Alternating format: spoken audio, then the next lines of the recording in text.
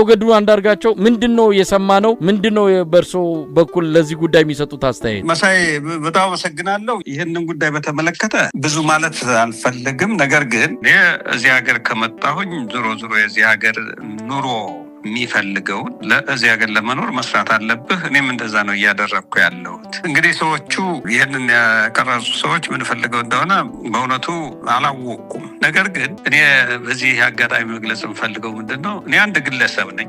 እንደ አንድ ግለሰብ በዚህ ሀገር በነፃነት ለጊዜው ያገኘሁትን ስራ እየሰራው ኑሮዬን እየገፋው ነው ያለሁት። እግዚአብሔር ይመስገን መኖርበት አኗኗሪም የተሻለ ሁኔታ ላይ ነው ያለሁት። እየሰራው ነው የምኖረው ማለት ነው። ከዛ በተረፈ ግን እኔ የአማራ ወንድሞቼ እህቶቼም ይሁን በጠቅላላ የኢትዮጵያ ሕዝብ መጨነቅ ያለበት እዛ ሀገር ቤት ላለው ሕዝብ ነው። በከፍተኛ ስቃይ ውስጥ ነው ያለው የአማራ ሕዝብ በየቦታው እየተገደለ እየተፈናቀለ ባህሉን እምነቱን በአግባቡ ኤክሰርሳይዝ እንዳያደርግ ብዙ ነገሮች እየተደረጉ ነው ያሉት። ሰው መጨነቅ ያለበት አጀንዳ ማድረግ ያለበት ያንን ጉዳይ ነው፣ የሕዝብ ጉዳይ ነው። ኢትዮጵያውያን አሁን በሰላም ወጥቶ መግባት ወይም ደግሞ ቤት በሰላም አድሮ በነገታው የሚገናኝና የማይገናኝ መሆኑን እርግጠኛ የማይሆንበት ሁኔታ ነው ያለው። የኢትዮጵያ ሕዝብ በእጅጉ ሰፈር እያደረገ ማለት እየተሰቃየ ነው ያለ። አጀንዳችን መሆን ያለበት ይህን ሕዝብ እንዲያደርገን ነው ከዚህ ስቃይ የምናወጣው የሚል የመተባበር መንፈስ፣ የትግል መንፈስ መጠናከር ነው ያለበት። ከዛ ባለፈ ደግሞ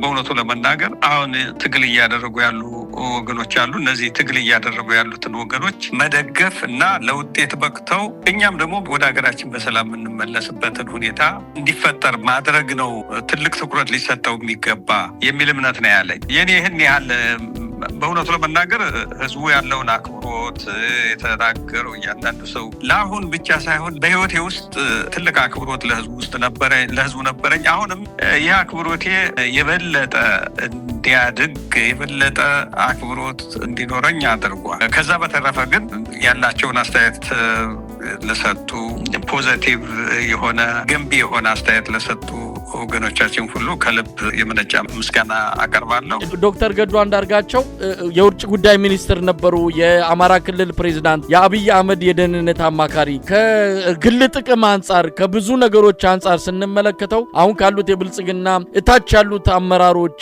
እታች ያሉት ካድሬዎች ከላይ ካሉት አንጻር አይደለም በግሎ ማድረግ የሚገባው ነገር እያለ ነገር ግን ያን ሳያደርጉ ቀርተዋል። ይሄንን ነገር በማድረጉ የሚሰማውት በግሎ ስሜት አለ። ይሄ አሁን የተባለውን ስራ በቪዲዮ ቀርጾ ያወጣው ግለሰብ አለ። ያንን በመስራቱ በነበሩበት የስልጣን እርከን ደረጃ አሁን ይሄንን ስራ ላይ በመገኘቱ የሚሰማው ስሜት አለ።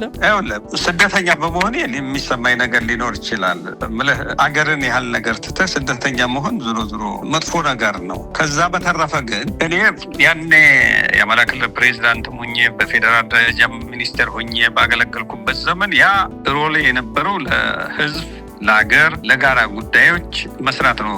ህዝብ የተጣለብኝን ኃላፊነት መወጣት ነው። አሁን ደግሞ ከዚህ እየሰራ ያለሁት ለመኖር ነው። ለኔ ለግሌ ነው እየሰራ ያለሁት ማለት ነው። ይሄ እኔ ራሴን ችዬ እዚህ ሀገር ከኢትዮጵያ ወደዚህ ስመጣ የልብስ ሻንጣ ከመያዝ በስተቀር ሌላ ይዤ የመጣውን ነገር የለኝም። አሁን ግን እየኖርኩ ነው። እዚህ ሀገር የሚኖሩ ሰዎች የሚኖሩትን ኑሮ እየኖርኩ ነው ማለት ነው እየሰራው። ይሄ ስራ ለኔ የቤት ኪራይን ለመክፈል የሚያስፈልጉኝ ሌሎች ቢልስ ማለት የክፍያዎችን ለመክፈል እና ለመኖር ተረጋግቼ እንድኖር እንዳስብ በሚያስችለኝ መንገድ እያገለገለኝ ነው ያለ። እንደውም እኔ ከዚህ ከቆየው የምመኘው ወደ ሀገር ቶሎ መመለስ ነው። ነገር ግን ከዚህ የምቆይ ከሆነ የበለጠ ደግሞ ከዚህም የተሻለ ስራ በአይነትም ደግሞ ሌላ ተጨማሪ የምሰራው ስራ እየሰራው የበለጠ ኑሮዬን እያሻሻሉ መሄድ ነው እና ምንም እንደውም ወደ አሜሪካ እዚህ ሀገር የተለመደ ነገር አለ። ከሲስተሙ ውስጥ እንደዚህ እያልክ ነው ቀስ እያልክ ነው የምትገባው እና እንደውም ሳልቸገር እንትን ሳልል ራሴን በራሴ ለማስተዳደር መቻሌ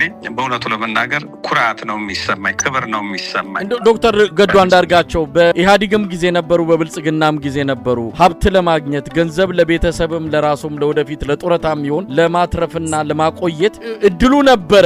ያንን ያላደረጉት ግን ለምንድን ነው? ምክንያቱም አንዳንዶች እንኳን አይደለም እርሶ ባሉበት የፌደራል ከፍተኛ የስልጣን እርከን ላይ ይቅርና የወረዳ ባለስልጣን ሲሆኑ እንዴት ሀብት እናገብሳለን፣ እንዴት የራሳችንን የወደፊት ህይወት እናደላድላለን የሚሉ ባለስልጣናት በሞሉበት እርሶ ያንን ማድረግ ያልቻሉበት እንደው ያንን ነገር እንደው ማወቅ ስለፈለግን ነው። ለምን አላደረጉም? እንግዲህ እንደ ሰው ሊለያይ ይችላል። በምልህ ህገወጥ እኮ ነው። ያ እንድታስተዳድር ነው የተሰጠህ እንጂ ለግል ጥቅም ልታውለው አይደል።